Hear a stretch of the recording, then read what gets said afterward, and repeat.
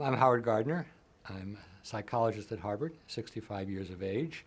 I'm certainly not an early adapter, but I guess there are two things I'd mention. Number one, whenever something makes my life easier, I go right to it. But the other thing is that when you're a researcher, it's very important to avoid repeating yourself and to have new ideas. And for someone like me to immerse myself in the digital media is a way of rejuvenating myself, and I hope it works. We call our project the Good Play Project, and it is built upon work we've been doing over the last 15 years on the ethical sense of young people.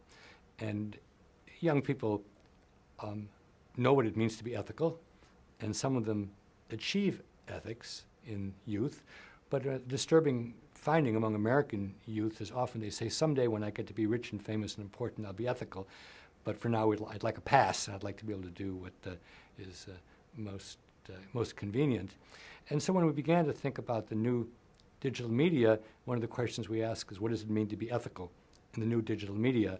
And that's not a question which, as far as we know, has been asked very much. So our project, called Good Play, is to look at 5 ethical issues: sense of identity, sense of privacy, sense of ownership, authorship, trustworthiness and credibility, and what it means to participate in a community.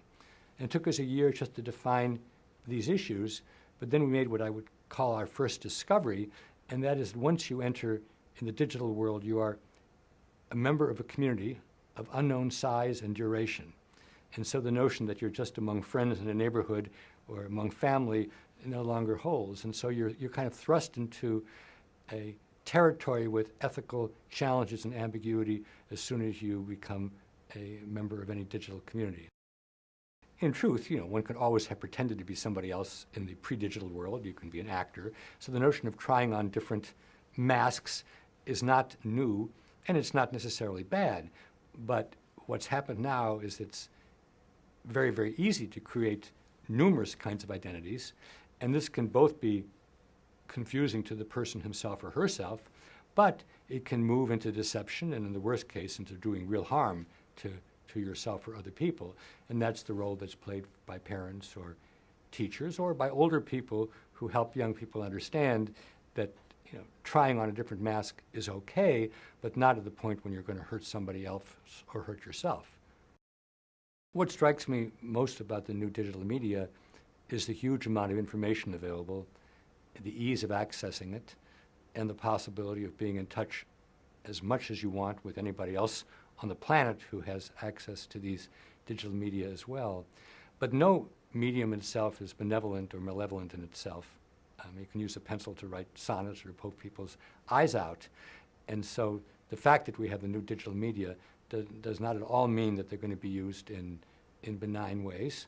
Also, it doesn't necessarily mean that the kinds of things that were valued in the past will necessarily be picked up easily. I mean, I worry a lot about ability to stick to something for a long period of time, to follow lengthy arguments wherever they go, to be able to synthesize vast amounts of information.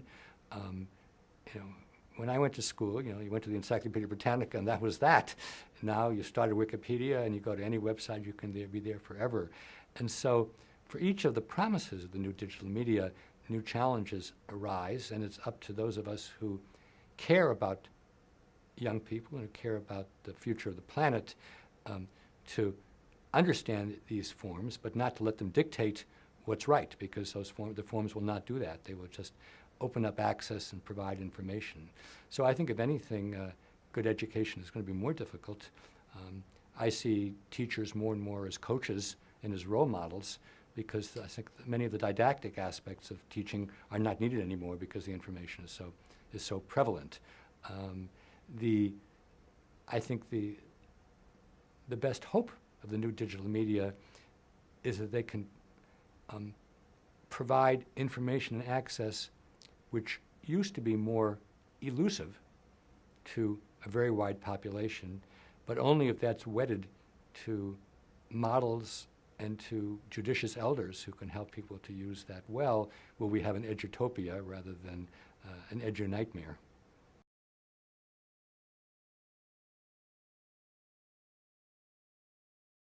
For more information on what works in public education, go to edutopia.org.